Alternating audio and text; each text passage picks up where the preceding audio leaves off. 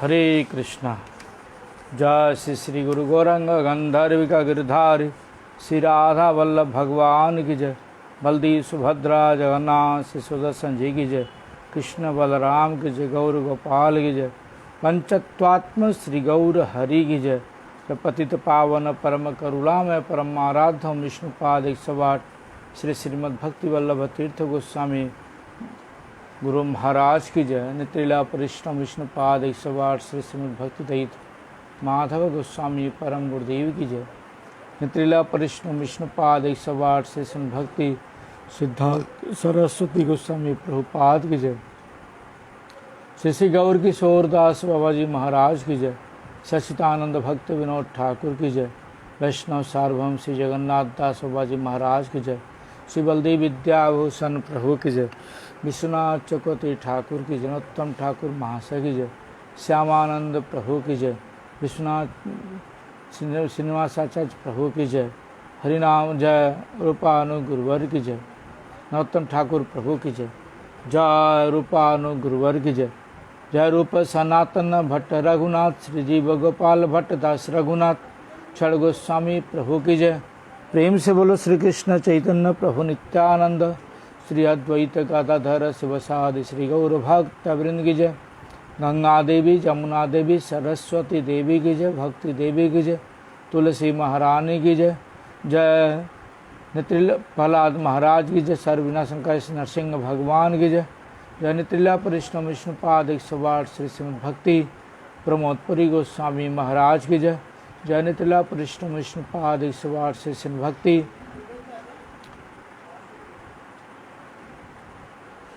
कुमुद संत गोस्वामी महाराज की जय।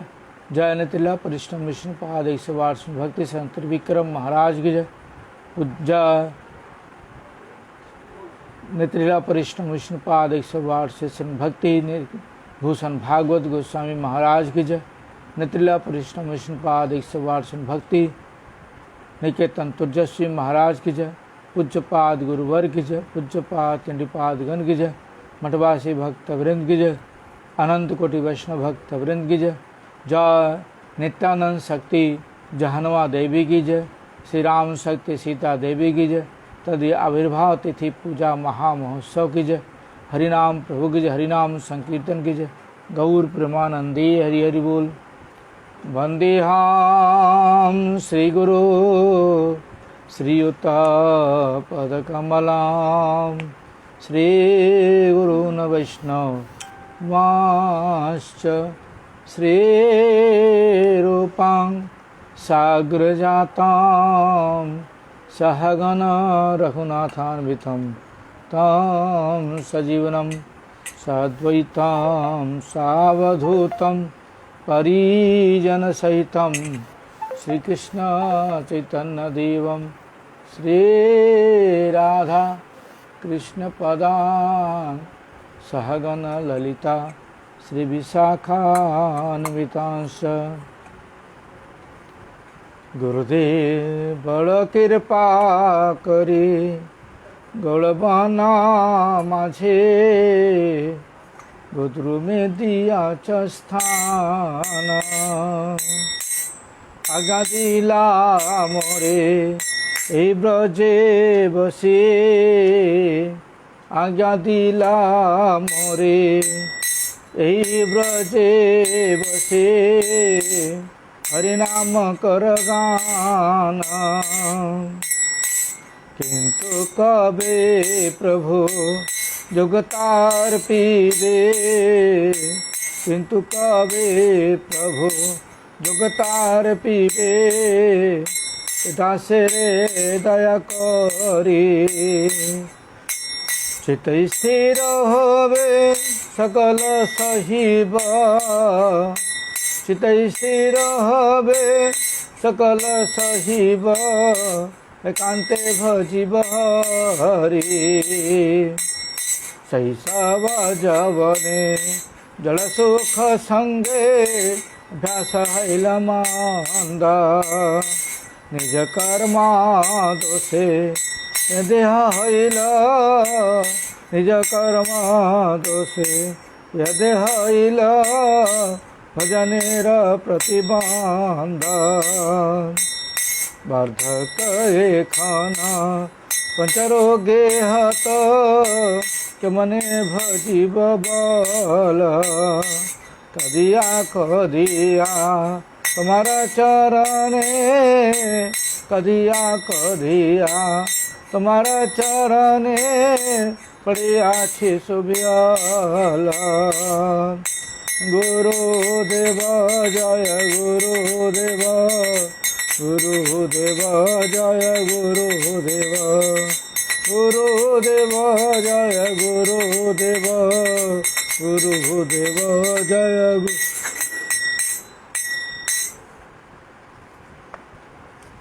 श्री कृष्ण चैतन्य प्रभु नित्यानंद श्री अद्वैत गदाधर श्रीवासादि गौर भक्त वृंद श्री कृष्ण चैतन्य प्रभु नित्यानंद श्री अद्वैत गदाधर श्रीवासादि गौर भक्त वृंद श्री कृष्ण चैतन्य प्रभु नित्यानंद श्री अद्वैत गदाधर श्रीवासादि गौर भक्त वृंद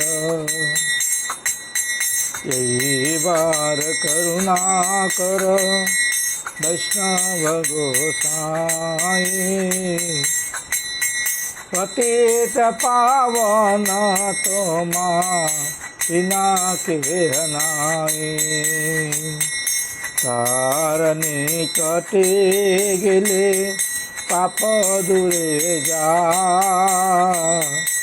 एमान दयालु प्रभु सेवा को थपा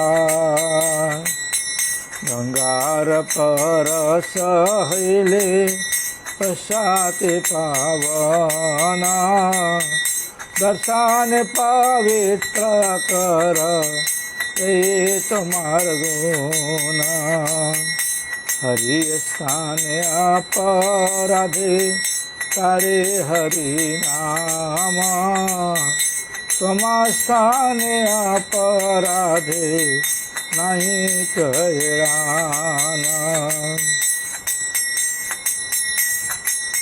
तुम्हार हृदय सदा गोविंद विश्राम गोविंद कहे नाम वैष्णव पराना प्रति जन्म करी आशा चरण धूली हरो तमे कर दया अपनार बली दयाल वैष्णव ठाकुर दयाल वैष्णव ठाकुर वैष्णव ठाकुर दयाल वैष्णव ठाकुर वैष्णव ठाकुर दयाल वैष्णव ठाकुर वैष्णव ठाकुर दयाल वैष्णव ठाकुर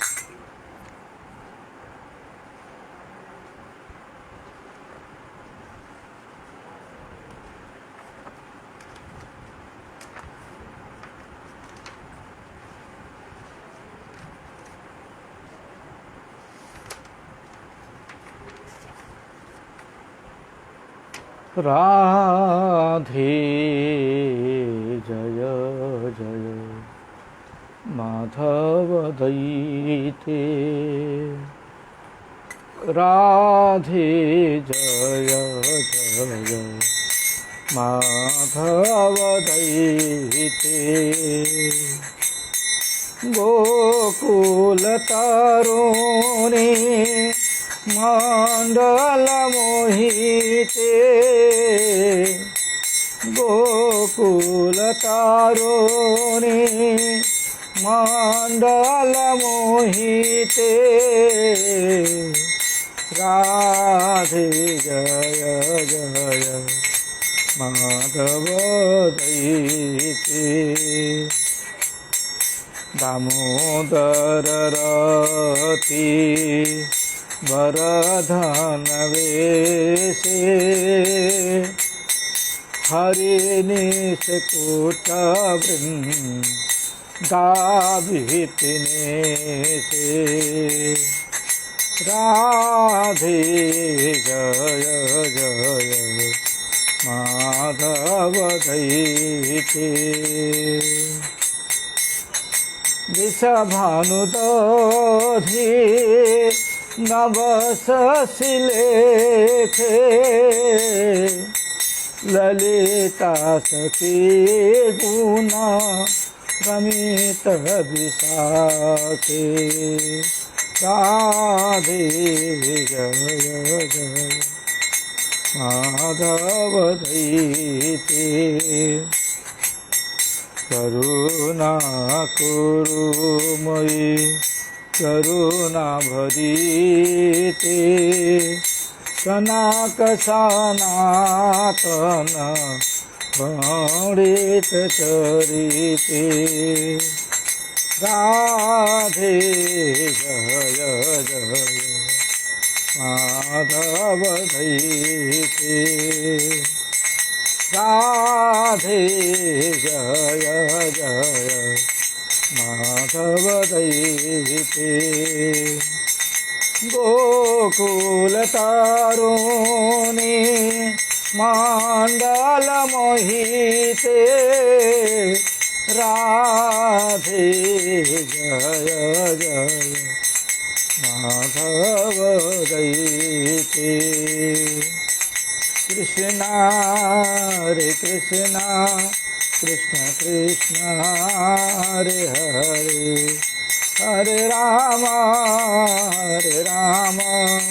राम राम हरे हरे गौर हरि बोल हरि बोल हरि बोल हरि बोल हरि बोल हरि बोल बोल हरि बोल।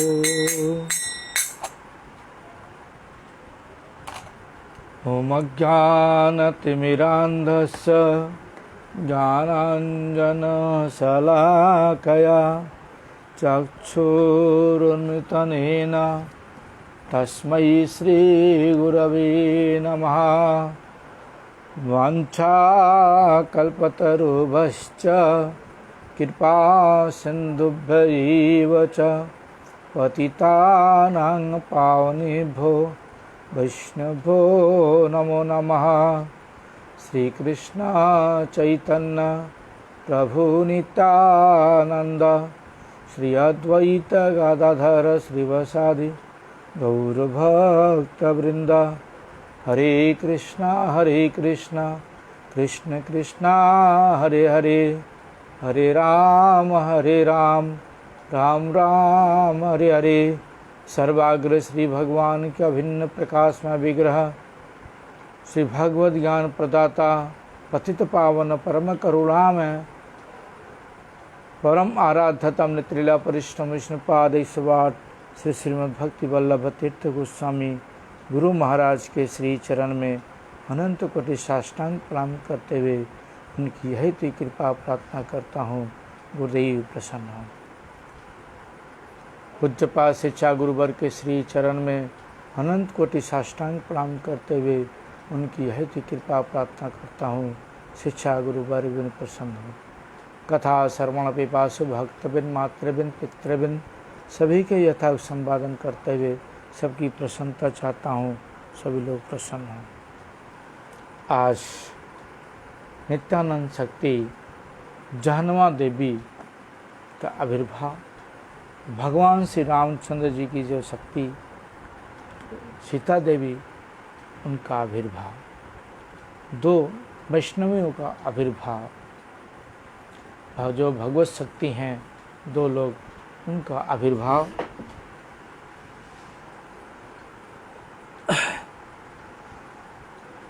शक्ति के बगैर शक्तिमान का कोई अस्तित्व नहीं होता।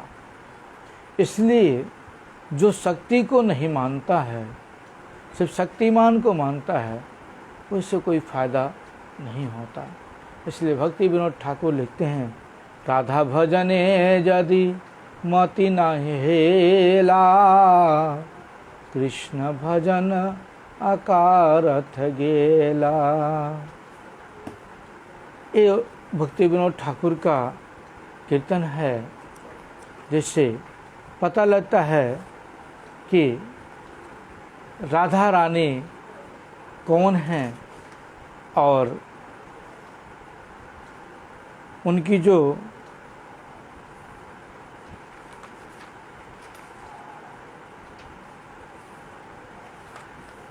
कितनी शक्तियां हैं भगवान की, वो सारी चीज़ें पता लगता कौन कौन की किन किन किन की शक्तियां हैं। अगर हम शुद्ध रूप से शास्त्र श्रवण नहीं करेंगे तो पता नहीं लगता।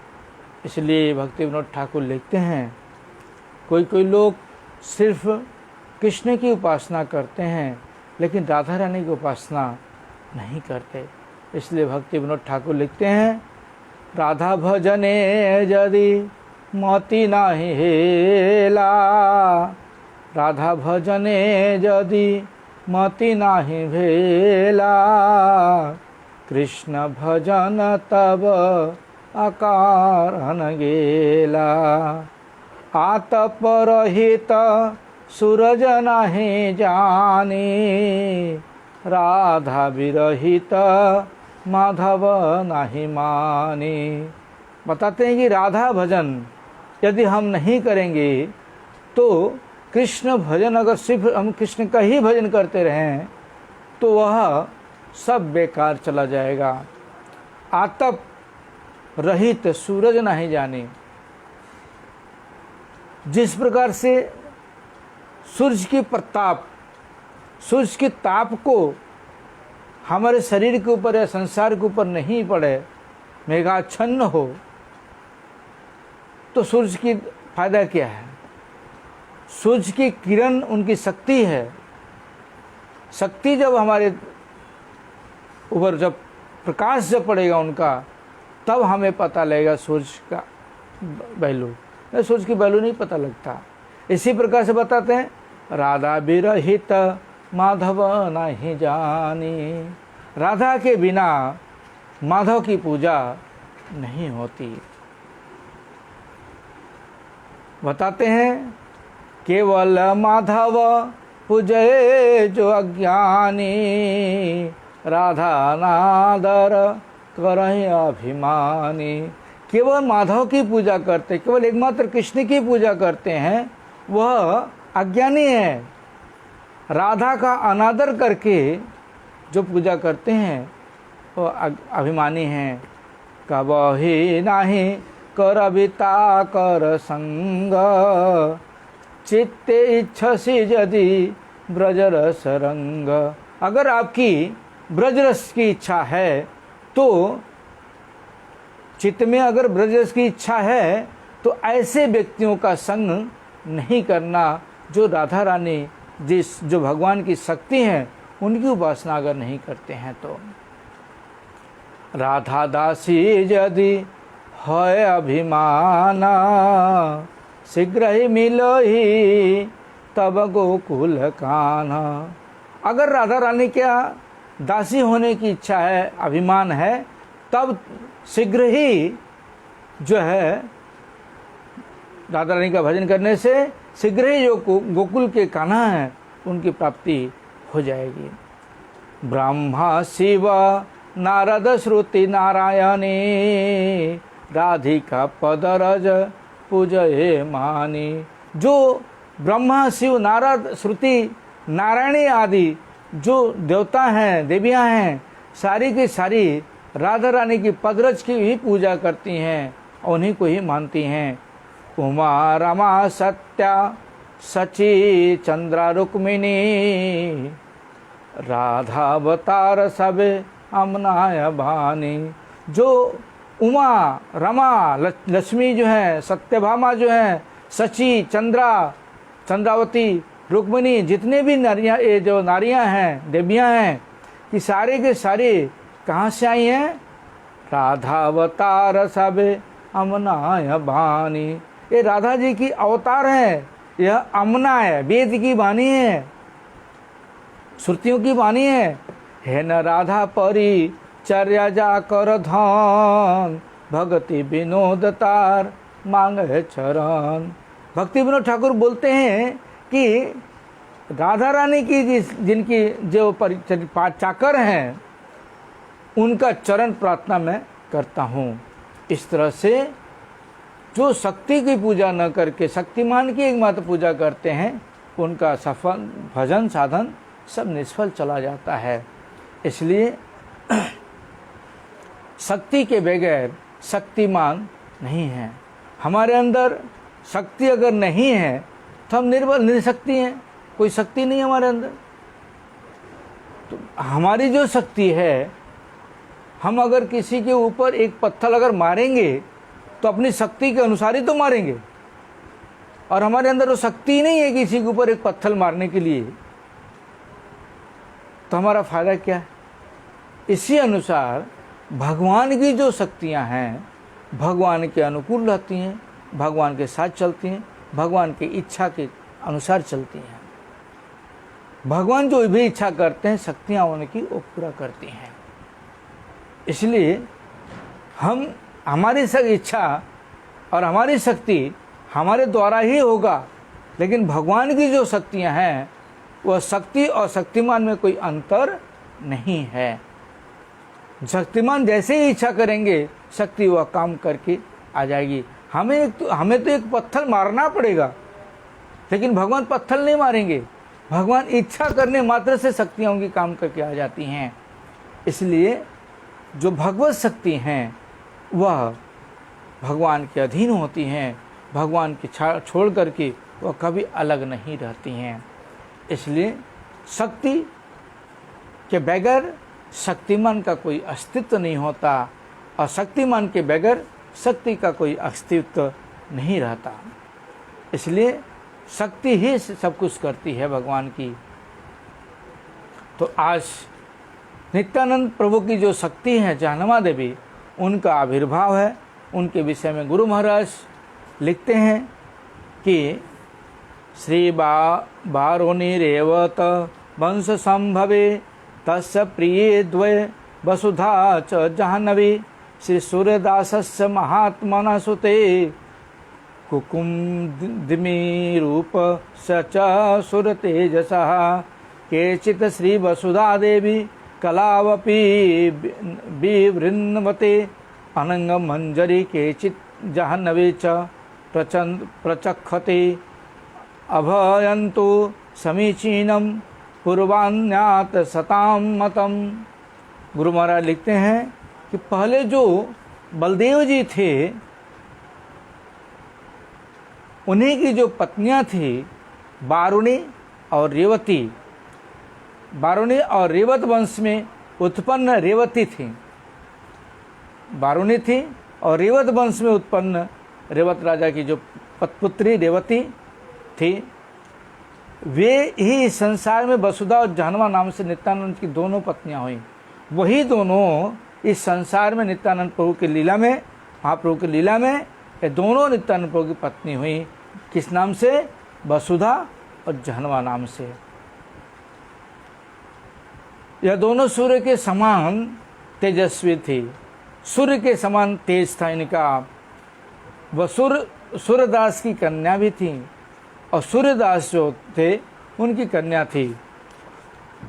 यह सूर्यदास ही पहले रेवती के पिता ककुमुदी थे।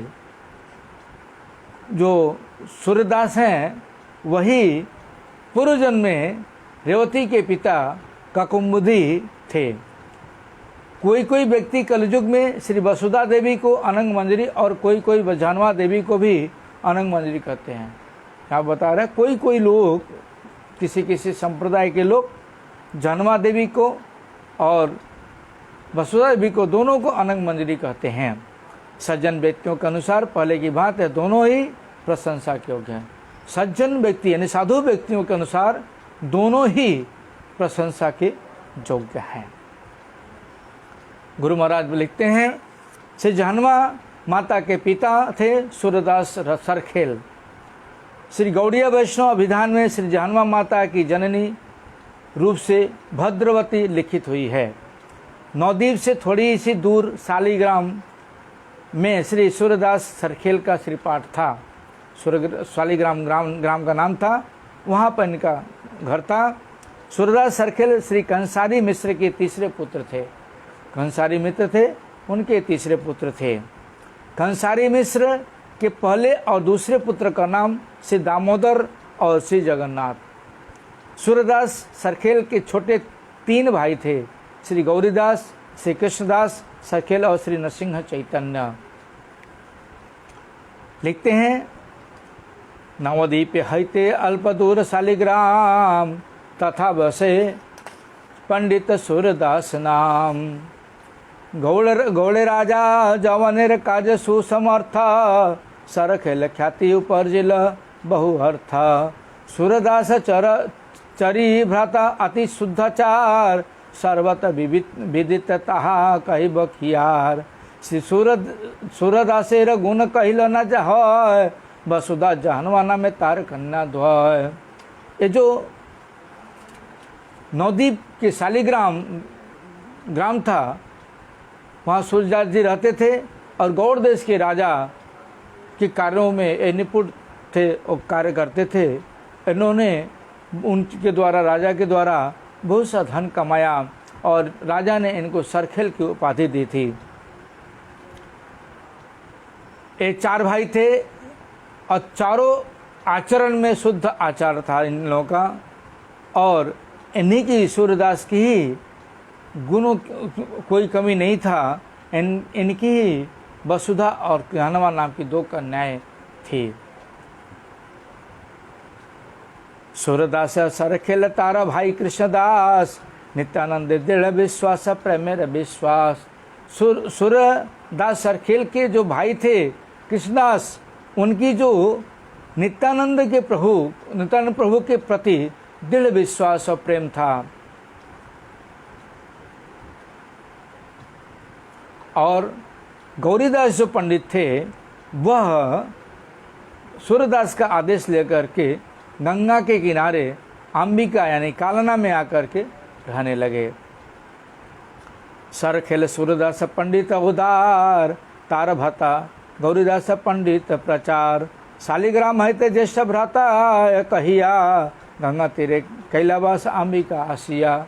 उन्होंने गंगा तीर में आकर के अंबिका में आकर के रहने लगे। ऊपर कहे गए भक्ति रत्नाकर ग्रंथ के वर्णन के अनुसार जाना जाता है कि सूर्यदास सरखेल का दिमाग शालिग्राम में ही था। उनकी आज्ञा लेकर श्री गौरीदास पंडित अंबिका कालना में आकर रहने लगे।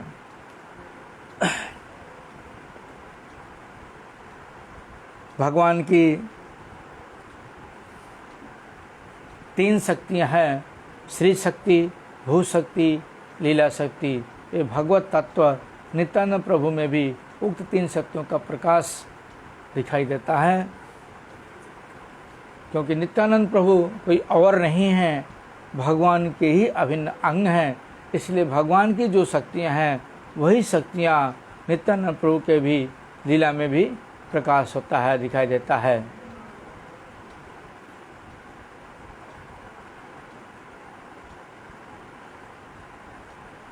भक्ति रत्नाकर ग्रंथ में नित्यानंद प्रभु के विवाह के संबंध में वर्णन किया गया है संक्षिप्त में कि शालिग्राम के पास बड़गाछी ग्राम निवासी कायस्थ कुल में उत्पन्न श्री हरिहोड़ के पुत्र कृष्णदास ने श्री नित्यानंद प्रभु के विवाह की व्यवस्था की थी। हरिहोड़ जो थे, उनके पुत्र कृष्णदास ने ही नित्यानंद प्रभु के विवाह की व्यवस्था की थी।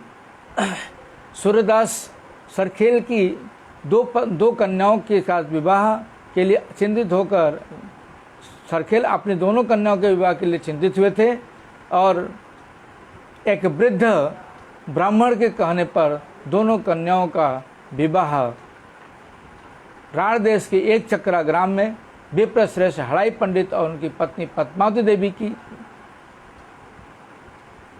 जो थे कृष्ण लीला में वसुदेव और रोहिणी थे, बलदेव जी के अभिन्न नित्यानंद प्रभु उनके पुत्र के रूप में प्रकट हुए थे। नित्यानंद प्रभु ने बहुत से तीर्थों में भ्रमण किया और तपस्या की। वे महाविद्वान और चेतन महाप्रभु के प्रियतम थे। नित्यानंद प्रभु आपकी दोनों कन्याओं के नित्य पति हैं। कृष्णदास उन्होंने बताया कि नित्यानंद प्रभु आपकी दोनों कन्याओं के योग्य पति हैं।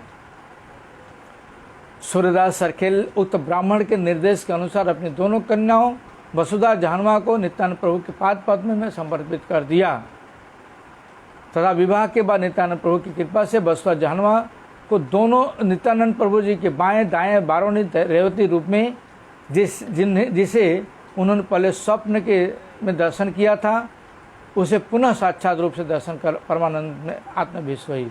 इन्होंने जिनका दर्शन किया था साक्षात रूप से दर्शन करके सारे लोग आनंद हुए।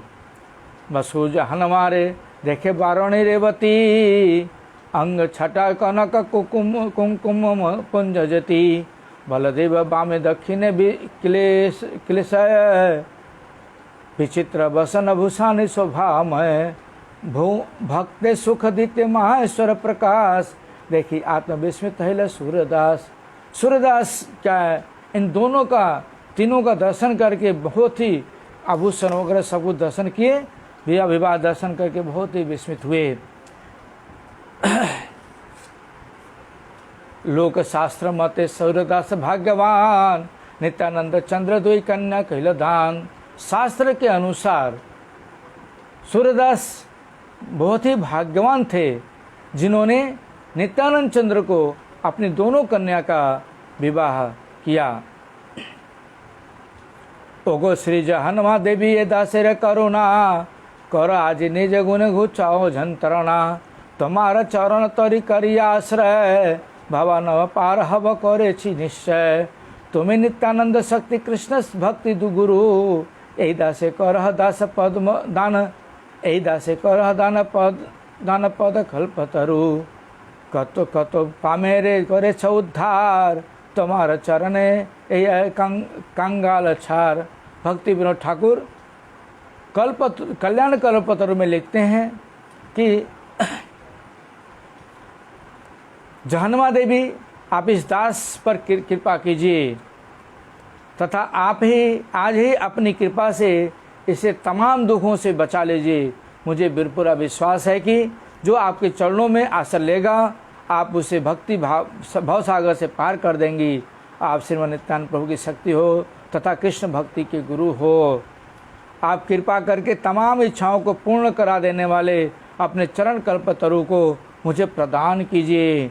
आपने न जाने कितने पतितों का उद्धार किया है, इसलिए आज ये तुच्छ कंगाल भी आपके चरणों में प्रार्थना कर रहा है। और कृष्णदास कविराज गोस्वामी जो हम लोग परिक्रमा करते हैं, मंदिर परिक्रमा सुबह में करते हैं, उसके विषय में उसमें लिखते हैं कीर्तन में, जय राधे जय कृष्ण जय वृंदावन श्री गोविंद गोपीनाथ मदन मोहन श्याम कुंड राधा कुंड गिरी गोवर्धन कालिंदी जमुना जय जय महावन केसी घाट बंसी भट्ट द्वादश कानन यहाँ सब लीला कैल श्री नंद नंदन श्री नंद जसोदा जय जय गोपगन सीतामती जय जय धेनु भस्सगन जय वृषभानु जय कीर्तिद सुंदरी जय पूर्णमासी जय आभीर नगरी जय जय ज्वल रस सर्वरस सार जय राम घाट जय रोहिणी नंदन। लास्ट में लिखते हैं, जो लास्ट कीर्तन है उसमें लिखते हैं, श्री जानवा पाद पद्म करी स्मरण दीन कृष्णदास कहे नाम संकीर्तन। लिखते हैं कृष्णदास और बोलते हैं कि मैं श्री जहन्मा देवी जी के पाद पद्मों का स्मरण करता हूँ और कृष्णदास हरिनाम संकीर्तन करता हूँ। कृष्णदास मैं हरिनाम संकीर्तन करता हूँ, अपने आप को जहन्मा देवी के चरणों में अर्पित करते हैं।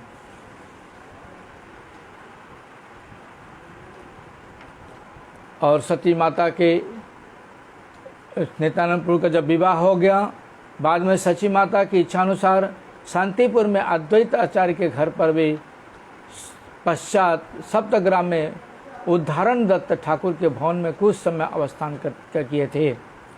गंगा के पास ही खड़दा में आकर निवास किया था। श्री जहन्मा देवी की कोई संतान न हुई, श्री क्षीरोदशाई विष्णु एवं साक्षात श्री गंगा देवी ही नित्यानंद शक्ति वसुधा को अवलंबन करके पुत्र और कन्या के रूप में प्रकट हुई थी। जानवा देवी का अवलंबन करके जो क्षीरोदशाई की जो शक्ति है गंगा देवी और वसुधा देवी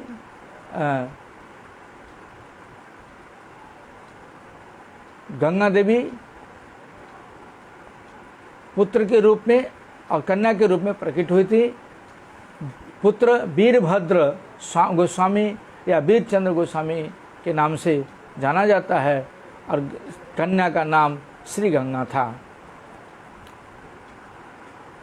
गौड़ गणेश दीपिका के अनुसार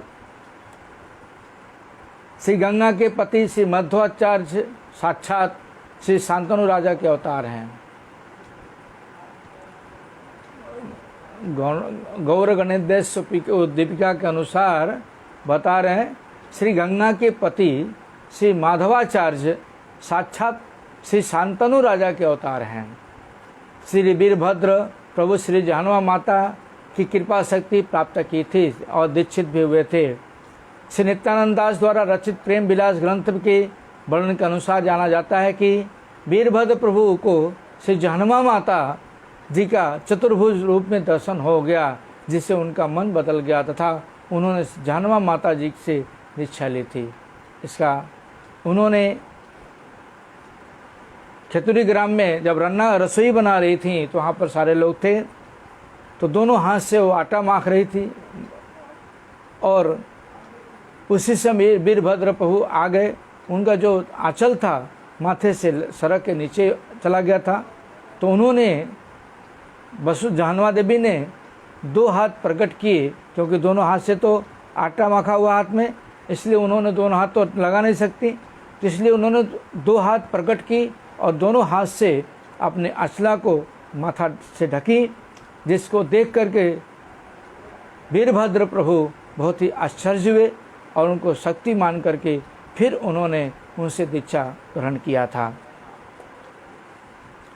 और फाल्गुनी पूर्णिमा के दिन नरोत्तम ठाकुर के विग्रह प्रतिष्ठा के समय जानवा देवी वहाँ पर उपस्थित थी एवं उनके ही निर्देशानुसार प्रतिष्ठा का सारा कार्यभार संपन्न हुआ। श्री जानवा देवी स्वयं रसोई बनाकर भगवान को भोग निवेदन किया तथा महंत गणों को स्वयं भोजन कराया। श्री जानवा ईश्वरी परम हर्षहैया प्रातः काले करीन स्नाना अन्य कही क्रिया परम उत्साह कैला पूर्व रंधन अन्न व्यंजन आदि जतो न है वर्णन। जानवा देवी ने सारा स्नान वगैरह करके संध्या वंदन करके सारी रसोई का निर्माण किया और संतों को वहाँ पर प्रसाद निवेदन किया।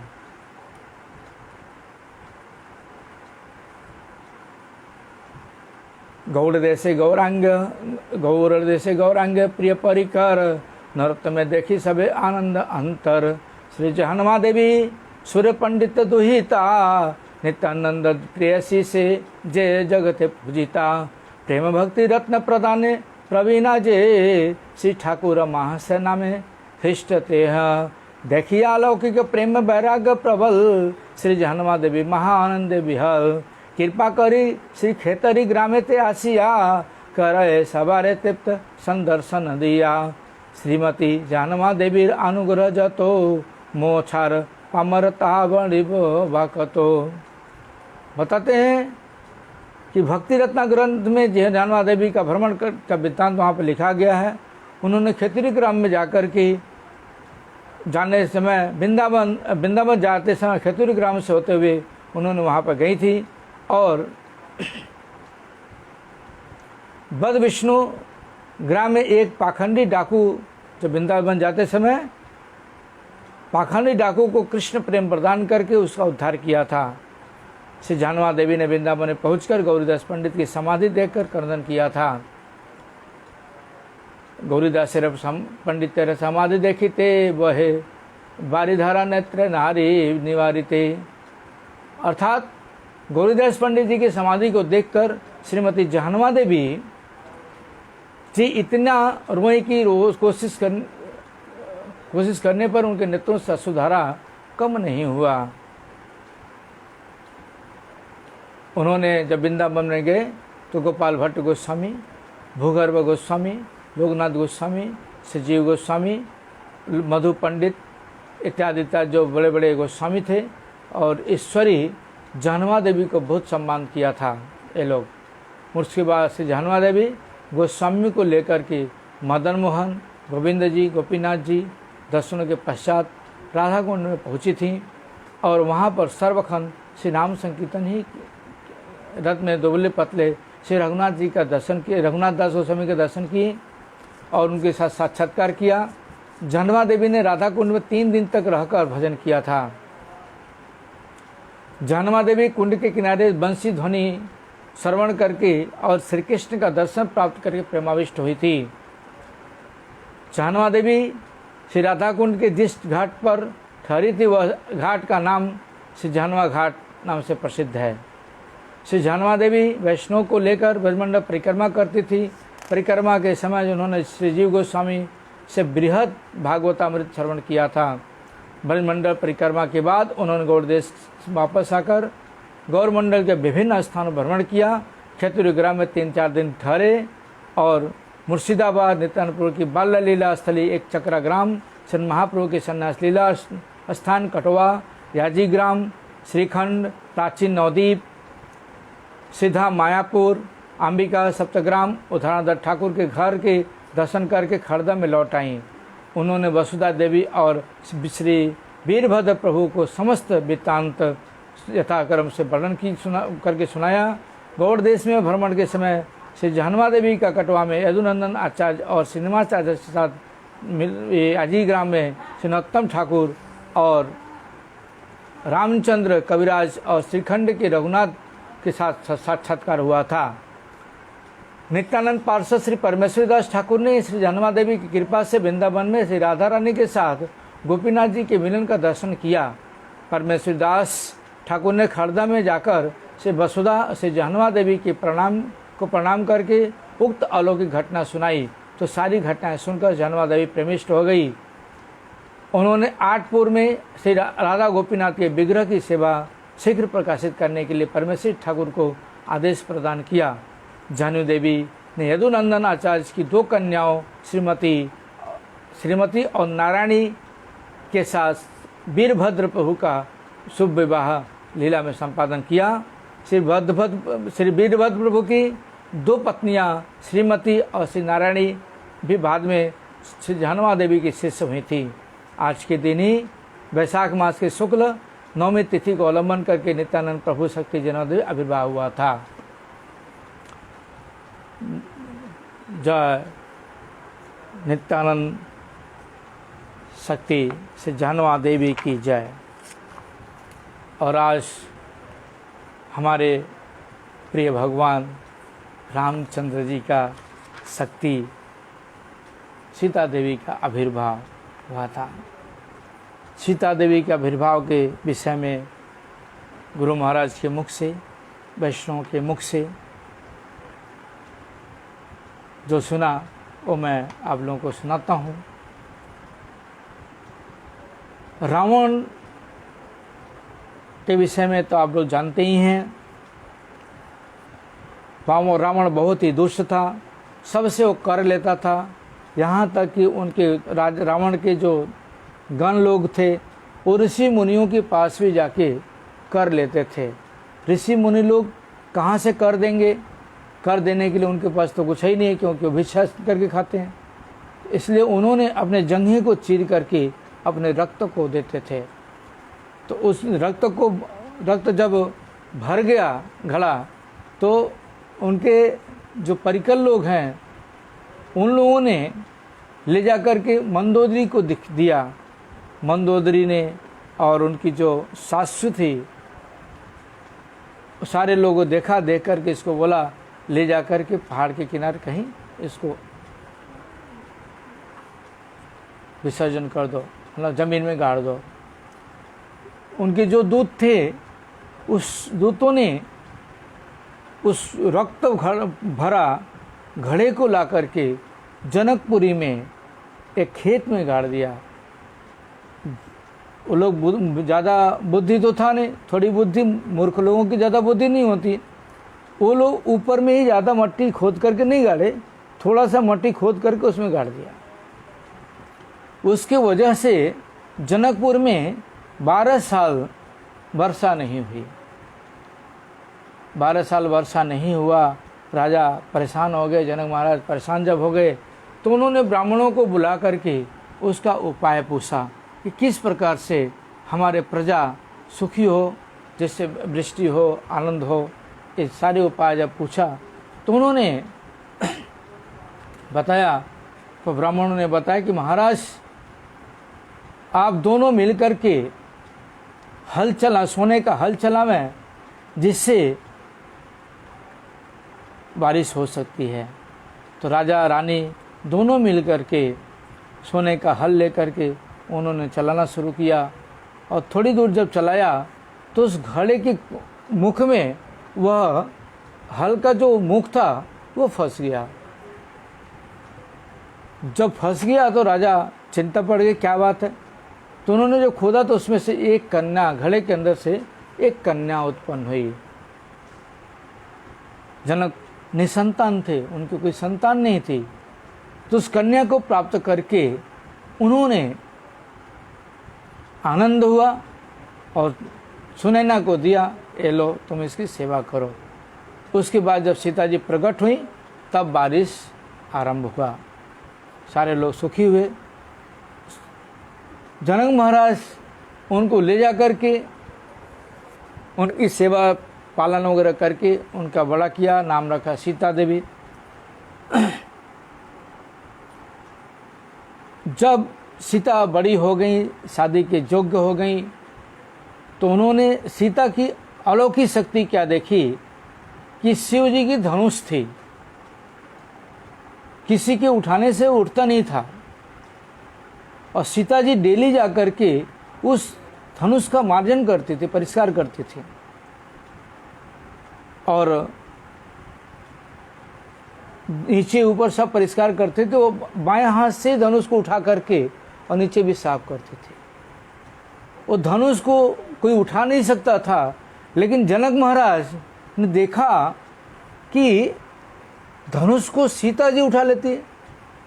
तब वह समझ गए ये कोई साधारण कन्या नहीं है, यह एक अलौकिक कन्या है, इसका तो विवाह अलौकिक व्यक्ति के साथ ही होना चाहिए। तो उन्होंने प्रण किया कि जो इस धनुष को तोड़ेगा सीता का विवाह मैं उसके साथ ही करूँगा। और सारे राजाओं के पास निमंत्रण गया। और विश्वामित्र जी भी, वो भी जब ताड़का वध करके अपने आश्रम में यज्ञ वगैरह कर रहे थे तो उनके पास भी निमंत्रण गया। विश्वामित्र जी रामचंद्र जी लक्ष्मण जी को लेकर के जनकपुर में गए। वहाँ पर सारे लोग स्वयंवर में जब पहुँचने से पहले भगवान राम ने धनुष को देखने गए थे। उन्होंने पहले ही अंदाज लगा लिया था धनुष को उठा के कैसा है। सारे लोग समझ गए कि इनके अलावा और कोई उठा नहीं सकता। फिर संवर के दिन सारे राजाओं ने धनुष को उठाने की चेष्टा किया। धनुष को किसी राजा ने उठा नहीं पाया। फिर विश्वामित्र के आदेश से रामचंद्र जी ने धनुष का खंडन किया, धनुष को तोड़ा, तोड़ करके सीता जी के साथ विवाह किया। सीता जी के साथ विवाह करके और वो अयोध्या वापस आए। बहुत सी लीलाएं हैं। सीता जी भगवान की शक्ति हैं, भगवान से अलग कैसे रह सकती हैं। इसीलिए सीता जी के आचरण में देखा जाता है कि उन्होंने जब पति को वन में जाते समय देखा तो स्वयं भी पति के साथ जाने का निश्चय किया और वन में गईं। वन में बहुत से कष्ट हुआ, लेकिन जब पंचवटी में गए तो एक दिन लक्ष्मण गए थे खाद्य की व्यवस्था करने के लिए, फल फूल की व्यवस्था करने के लिए। उस समय भगवान तो अंतर्यामी है, जानते हैं असुरों का वह है। उन्होंने सीता को बोला, सीता मैं असुरों का संहार करने के लिए अवतीत हुआ हूँ, और जब तक असुरों का संहार नहीं हो जाता तब तक तुम अग्निदेव के पास में जाकर रहो। तब अग्निदेव को बुलाए और अग्निदेव को सीता जी को समर्पण किया, और सीता जी की जो छाया थी वह राम जी ने अपने पास रख लिया, और रावण ने स्पर्श नहीं किया। सीता जी का स्पर्श कर ही नहीं सकता। दुष्ट व्यक्ति कभी भी भगवान की शक्ति का स्पर्श नहीं कर सकता। इसलिए सीता जी ने अपनी छाया राम जी के पास रख के चली गई, और उसी छाया को रावण ने कपट के साथ साधु रूप लिया और मरीचि मामा का अवलंबन करके उसने सीता जी का हरण किया, अयोध्या लंका में ले गया, और उसी छाया सीता के द्वारा ही रावण का सर्वनाश हुआ। क्योंकि जब ऋषि लोग रक्त दे रहे थे, खून दे रहे थे कर में, तो उन्होंने श्राप दिया था कि इसी रक्त के द्वारा तुम्हारे खानदान का, रावण के खानदान का नाश होगा। इसीलिए मंदोदरी ने बोला इसे राज्य से बाहर ले जा करके पहाड़ के किनारे ज़मीन में गाड़ दो, क्योंकि श्राप सुन करके उनको भय हो गया, इसलिए वो उसको दूर ले जा करके गाड़ दिए थे। बाद में सीता जी जब रावण को मारने के बाद सीता जी वापस आई, रामचंद्र जी ने असली सीता जी को लाने के लिए लक्ष्मण जी को बोला तुम लकड़ी की व्यवस्था करो। लक्ष्मण बोलते हैं किस लिए? बोलते हैं मुझे सीता की परीक्षा लेनी है। बोले माता सीता की परीक्षा लेनी है? ऐसी कौन सी बात हुई? माता तो सब समय पवित्र हैं और आप उनकी परीक्षा लेंगे? बोले लक्ष्मण तुम नहीं जानते, जो ये सीता है वो सीता ओरिजिनल सीता नहीं है, ये छाया सीता है। ओरिजिनल सीता हमारी अग्निदेव के पास है। बोले लक्ष्मण बोलते हैं प्रभु मैं तो जानता नहीं। बोलते तुम नहीं जानते, जब तुम वन में गए थे फल फूल लेने के लिए, उस समय मैंने अग्निदेव को बुला करके सीता को उनके हवाले कर दिया था और छाया सीता को रखा था। इसलिए तुम अग्नि की व्यवस्था करो और अग्नि को प्रकट करो और सीता को वापस लो। लक्ष्मण ने लकड़ी की व्यवस्था करके अग्नि को प्रकट किया और अग्नि ने सीता जी को समर्पण किया और छाया सीता अंतर ध्यान हुई।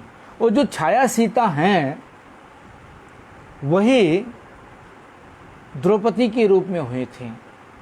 शास्त्रों में बताते हैं द्रौपदी के रूप में अवतार हुई थी। और एक जगह ये भी बताते हैं कि जो यज्ञ सीता हैं, जब भगवान राम यज्ञ कर रहे थे, सीता जी तो थी नहीं, तो मूर्ति बनाए थे। उस मूर्ति जो थी उससे भगवान की शक्ति हो गई थी, इसलिए वही सीता द्रौपदी के रूप में हुई थी। ये दोनों मिलता है। तो इस तरह से सीता जी का आविर्भाव हुआ। सीता जी का चरित्र पढ़ने से नारी जाति का मंगल होगा। अगर हम सीता जी का चरित्र पढ़ें तो आजकल जो नारी जातियों की जो इतनी दुर्दशा हो रही है, इतनी दुर्दशा नहीं होगी। उनकी चरित्र पतित पावन है। चरित्र भगवान का, सीता जी का चरित्र भी पतित पावन है और सब कुछ पतित पावन है। यहाँ तक कि जब सीता जी की भगवान खोज कर रहे थे वन में, तो सती को सब बता रहे हैं, भगवान की लीलाओं का वर्णन कर रहे हैं शिव जी। वर्णन करते करते सीता जी के मन में संदेह हो गया कि कैसे भगवान है, ये कैसे भगवान है जो सीता जी को खोज रहे, हाय सीते हाय सीते हाय सीते लगाए हुए हैं, ये भगवान नहीं हो सकते। तो पार्वती जी ने शिव जी से बोला मैं थोड़ी आती हूँ, बाहर जा रही हूँ। भूल करके उन्होंने सीता का रूप धारण किया और चले आए भगवान की परीक्षा लेने के लिए। लक्ष्मण जी दूर से देखे, अरे ये क्या है, तो अनर्थ हो गया। राम जी ने उनको प्रणाम किया, प्रणाम करके बोलते हैं, देवी माते महादेव कहाँ हैं? पार्वती तो लज्जित हो गई कि प्रभु मुझे पहचान लिए। अब भगवान तो अंतर्यामी है, उन्होंने सीता जी के भ्रम को दूर करने के लिए अपने चारों तरफ दिखा रहे हैं, चारों दिशाओं में दिखा रहे हैं, राम सीता लक्ष्मण, राम सीता लक्ष्मण, राम सीता लक्ष्मण। कि भगवान की शक्ति भगवान से दूर नहीं रह सकती, भगवान के पास ही रहती है। भगवान लीला करने के लिए ये सब करते हैं। इसलिए सती वहाँ से जब आई तो सती ने देखा, शिव जी पूछते हैं कहाँ गए थे? उन्होंने बोला कहीं नहीं। शिव जी ने ध्यान लगा, देखा ओ ये तो हमारी माता जी का रूप लिया था, सीता जी का रूप लिया था। तब उन्होंने बोलते हैं को कर तर्क बढ़ा मई शाखा, माने वही जय राम रुचि राखा, को कर तर्क बढ़ा मई शाखा। भगवान की इच्छा जो है वही होगा, अगर मैं इससे तर्क करता हूँ तो कोई फायदा नहीं है। इसलिए उन्होंने समाधिष्ठ हो गए और उनसे बातचीत करना बोलते हैं, अब इस शरीर से तुम्हारे साथ मन ही मन विचार कर लिए, कभी शरीर से तुम्हारा साथ मिलन नहीं होगा। पार्वती जी बहुत दुखित हुई। फिर बाद में जब उनके पिता जग कर रहे थे तो सारे देवी देवताओं लोग, सारे लोग जा रहे हैं कि मृदंग बाजा बजाते हुए, वाद्य बजाते हुए। तो पार्वती जी देखी सारे लोग जा रहे हैं, पूछी क्या बात है? बोले प्रजापति जी यज्ञ कर रहे हैं, हम लोग वहाँ पर जा रहे हैं निमंत्रण में। बोले पिताजी यज्ञ कर रहे हैं, हमें निमंत्रण दिए नहीं। विचार किए तो पिता के घर पर बिना निमंत्रण के भी जा सकते हैं। शिव जी को उन्होंने जाके बोला पिताजी निमंत्रण कर रहे हैं, ये निमंत्रण तो नहीं आया लेकिन पिताजी यज्ञ कर रहे हैं, अब मेरी जाने की इच्छा है, आपका आदेश हो तो मैं जाऊं। शिव जी बताते हैं देखो ऐसे जाने से कोई प्रॉब्लम नहीं है, लेकिन जब कोई यज्ञ अनुष्ठान वगैरह की कोई विशेष कुछ घर में अनुष्ठान होता है उस समय बिना निमंत्रण के नहीं जाना चाहिए। घर में किसी के अगर कोई कुछ अनुष्ठान विशेष रूप से अनुष्ठान किया जा रहा है उसमें बिना निमंत्रण के नहीं जाना चाहिए। ऐसे आने जाने से कोई प्रॉब्लम नहीं है, लेकिन अनुष्ठान है तो उस समय निमंत्रण के बगैर कभी नहीं जाना चाहिए, उससे वहाँ पर उसकी हानि होती है। ये हम लोगों को शिव जी ने शिक्षा दी है। लेकिन पार्वती जी ने मानी नहीं, तो ठीक है जाओ। अपने जो मरुदगढ़ थे, जो नंदी वगैरह थे, उन लोगों को साथ में भेज दिया, जाओ।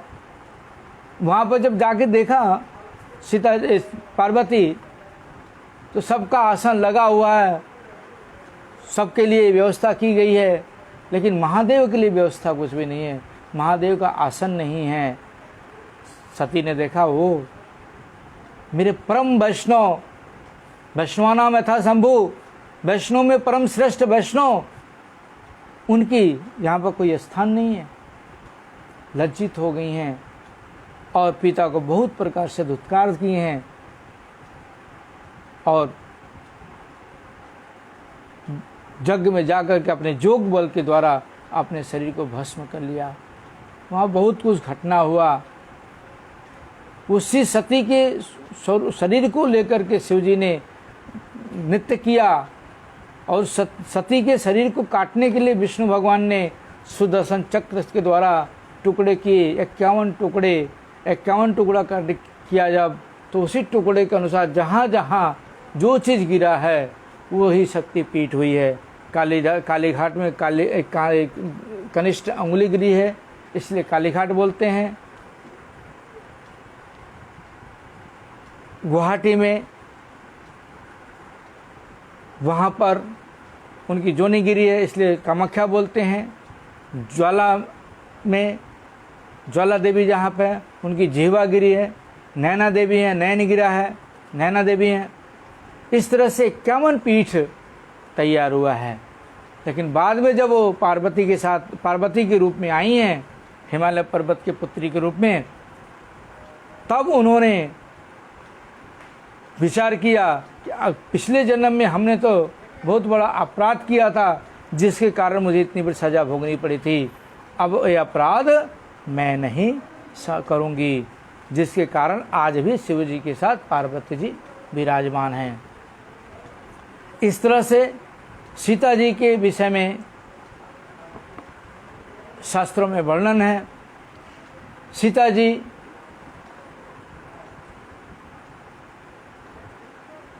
एक महान सती के रूप में हम लोगों को आदर्श प्रदर्शन करके गई हैं। उनका अगर आचरण, उनका अगर शिक्षा हम लोग ग्रहण करें तो घर में कभी भी अशांति पैदा नहीं होगा। और तो और उनकी जो माता जी हैं सुनैना जी, उनकी भी जो आचरण, जो शिक्षा अगर हम ग्रहण करें तो कभी भी सास और बहू में झगड़ा नहीं होगा। इसलिए शास्त्र पढ़ना चाहिए। शास्त्र पढ़ने से हमारे समझ में आता है कि क्या है क्या नहीं है, क्या सही है क्या गलत है। इसलिए ज़्यादातर शास्त्र पढ़ना अनिवार्य है।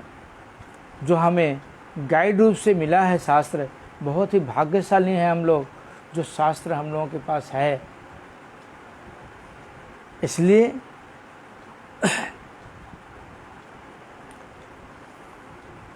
सीता जी के आविर्भाव के विषय में हमारे भक्ति सिद्धांत स्वश्री प्रभुपाद ठाकुर बहुत कुछ लिखते हैं। समय मिलेगा मैं दूसरे दिन इनके विषय में बताऊंगा, क्योंकि आज मेरा समय हो गया है और बाकी का वर्णन बाद में करेंगे टाइम पाने के बाद। आप लोगों से प्रार्थना कि YouTube पर हरिकथा देख करके बंद नहीं कर देना। आप लोग पूरा देखना। YouTube पर जब तक पूरा नहीं देखेंगे तो जो तत्व है, तत्व के विषय में आप लोगों को जानकारी उतनी नहीं हो सकती। पूरा जब सुनेंगे तो आपको आगे का क्या तत्व है उसके विषय में जानने की जिज्ञासा पैदा होगी, इच्छा पैदा होगा। इसलिए आप लोगों से निवेदन है कि YouTube को सब्सक्राइब करें और बेल आइकन दबावें, लाइक करें और लोगों को शेयर करें, ज़्यादा से ज़्यादा शेयर करें और उनको बोलें कि YouTube पर जो है पूरा देखें, पूरा हरिकथा सुनें। पूरा हरिकथा सुनने से जानकारियाँ तो मिलेगी, ज्ञान मिलेगा और आगे के जो तत्व हैं और जानने की इच्छा प्रकाश होगी। इसलिए आप लोगों से प्रार्थना कि ज़्यादा से ज़्यादा YouTube पर सब्सक्राइब करें और ज़्यादा से ज़्यादा सुनने की चेष्टा करें। हरे कृष्णा। वाञ्छा कल्पतरुभ्यश्च कृपा सिन्धुभ्यो च पतितानां पावनेभ्यो वैष्णवो नमो नमः।